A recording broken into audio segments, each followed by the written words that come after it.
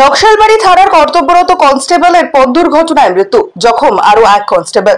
নকশালবাড়ির ভাগাপুলে গভীর রাতের ঘটনা। নকশালবাড়ি থানার দুই পুলিশ কনস্টেবল বাইক চালিয়ে জাবরা থেকে নকশালবাড়ি ফেরার সময় একটি 4 চাকার গাড়ির পেছনে থেকে ধাক্কা দিয়ে নিয়ন্ত্রণ হারিয়ে দুর্ঘটনার কবলে পড়ে দুই কনস্টেবল।